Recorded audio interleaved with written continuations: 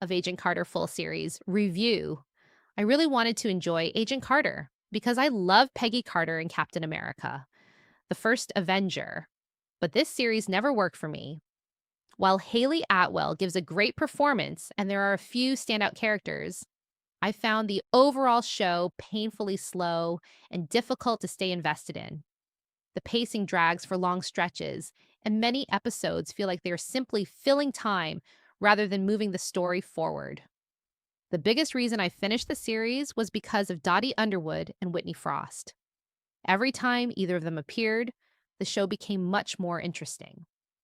Season 1. Season 1 starts with Peggy Carter trying to prove herself in the Strategic Scientific Reserve after World War II. Watching Peggy constantly underestimated because she is a woman in a male dominated workplace makes sense for the time period, and Haley Atwell handles those moments very well. Unfortunately, I found the investigation surrounding Howard Stark's stolen inventions and the search for the real villains move far too slowly. The mystery stretches across multiple episodes without enough excitement to keep me engaged.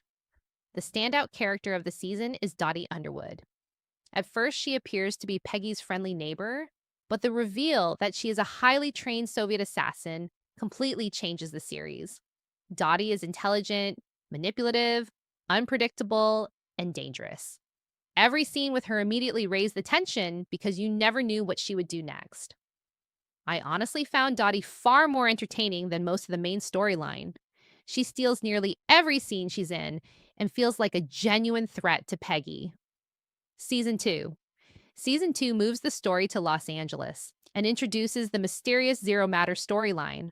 While I appreciated the different setting and the attempt to tell a larger story, I actually found the pacing even slower than the first season. There are long stretches where very little happens, and I struggled to stay interested. The biggest highlight is Whitney Frost. Whitney is easily my favorite villain of the second season.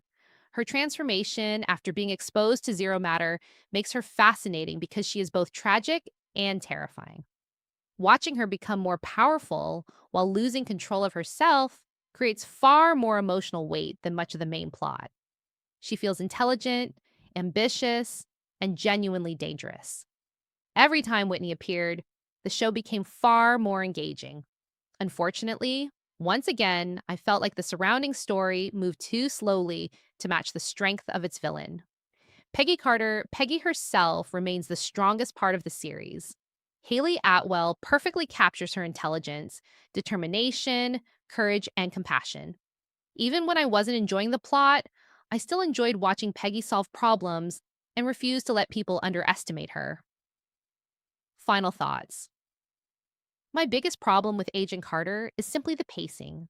The series spends too much time building mysteries that I didn't find particularly exciting. While the performances are strong, especially from Haley Atwell, many episodes feel far longer than they need to be. The only characters that consistently kept me invested were Dottie Underwood and Whitney Frost. Both villains bring energy, unpredictability, and tension that the rest of the series often lacks.